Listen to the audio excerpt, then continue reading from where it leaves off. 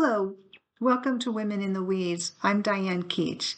Today we're in our daily reading, January 6th. We will be talking about Abraham and God's promise to Abraham.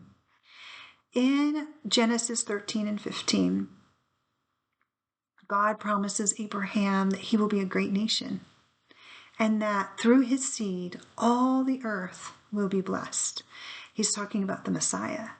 Abraham believed God, and it was credited to him as righteousness. That's super interesting to me. If we compare that to Adam and Eve, who believed the devil, the serpent, and the serpent's lies, they fell into sin, and all the world was plunged into brokenness. And you have Abraham, who believed God, and the whole world now will be blessed because the seed of Jesus will come from Abraham and Sarah. Now, something very interesting happens to Abraham after he says he believes God and God credits it to him as righteousness. A very strange thing happens.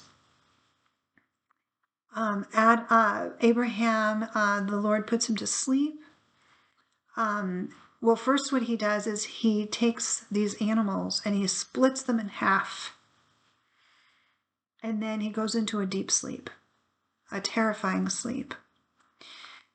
In this very strange story, it may seem strange to us, and I'm going to go ahead and read it because it's very interesting.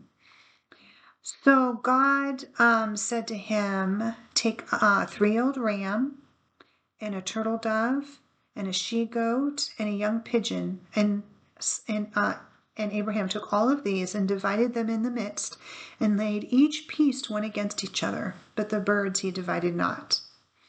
And when the fowls came down upon the carcasses, Adam drove them away. And when the sun was going down, Abraham fell into a great sleep. And God said unto Abram, Know of a surety that thy seed shall be a stranger in a land not theirs. And they shall serve them, and they shall afflict them for 400 years. And if you go down to 17, it says, And it came to pass that when the sun went down and it was dark, behold, a smoking furnace and a burning lamp passed between those pieces. And in the same day the Lord made a covenant with Abraham, saying, Unto thy seed I have given this land. So what is with these split animals and this smoking pot of furnace? Well, in the ancient days, in the time of Abraham, when you made a covenant with a party, the lesser vassal, you have a lesser vassal and a greater vassal, so like a king or a noble or someone of power makes a covenant with someone of a lesser vassal, like maybe a stone maker or someone who took care, built something for them. They would come into some agreement called a covenant, and they would say, okay, I am commissioning you to build this thing for me. And as a sign that you're going to do it, I'm going to take these animals and split them in half, cut them in half and split them in half.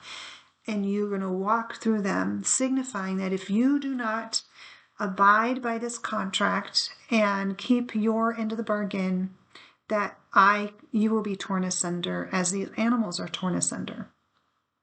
You can see reference to this in Jeremiah as well. So if you want to Google this and cross-reference it to Jeremiah, you see it kind of explained there also. And so what's happened here is the smoking pot represents God. And so he's making a covenant with Abraham. And normally the lesser vassal walks through the broken pieces, agreeing to be torn asunder if they don't keep their end of the bargain. But in this situation, God, as represented from the smoking pot, he goes through the pieces, basically saying that if you don't keep this covenant, Abraham, I will be torn asunder. What we see throughout all Old Testament, we'll be walking through that this year, is that Israel never keeps their promise. They never keep their end of the covenant. They never obey God.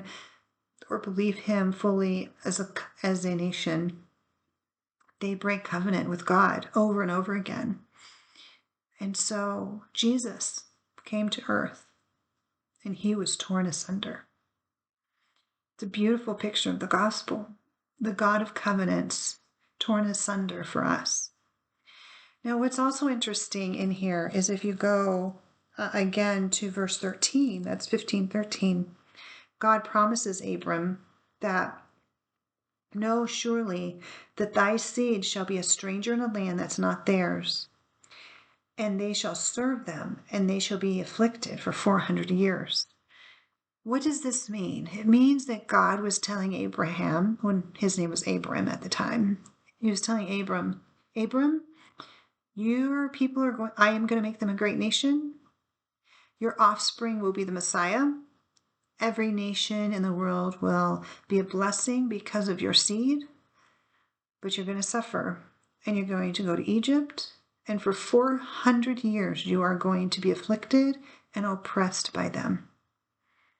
And he basically says that at the end, God himself would be glorified and their enemies would be scattered. And what does this mean to us when we're thinking about wellness? What it means is this: God does not promise we won't suffer. He is sovereign over suffering. That's a very hard pill to swallow. I know from firsthand, having been abused and neglected as a small child and suffering abuse over many times in my life, that God is sovereign over suffering. I think there are two saints that I love the most when it comes to this topic. One is Joni Eareckson Tada. She is still alive and with us, and I'm going to put her link in the description today, because if you're suffering and you're struggling with the knowledge that God is sovereign over your suffering, Joni Eareckson Tada has so many wonderful resources about God's sovereignty and his love and his purpose. And also another is Corrie ten Boom. And if you've ever read Hiding Place, I love that book. It's one of my favorite books. And in that book, she shows her great suffering and God's even greater providence and sovereignty over her suffering and the purpose that he had. If you're suffering today, I want you to know that God has a purpose for that suffering. That purpose is to glorify himself, to bring others to Christ, to bless you, to make you ultimately stronger and wiser and healthier, that you might love him more and be closer to him. One of the things Joni says, I will never forget when I would attend her meetings, I've attended several of her meetings, is she says regularly, God allows what he hates for a moment in order to accomplish what he loves for eternity. And isn't that with Jesus? God allowed Jesus to be torn asunder on this earth in order to accomplish the salvation of the world. And so your suffering is just a microcosm, a little piece of that suffering. We can share in the sufferings of Christ. We will also share in his glory. God allows for one moment, a momentary affliction, that we would have an eternal weight of glory, that we would be blessed and have blessings forever and ever in his presence. And so I want to encourage you today that if you're suffering, know that God has a plan for it. God has a purpose to glorify himself and to make you strong, to make you ultimately whole, and to draw you to himself. Have a blessed day today, and I'll see you again soon. Bye.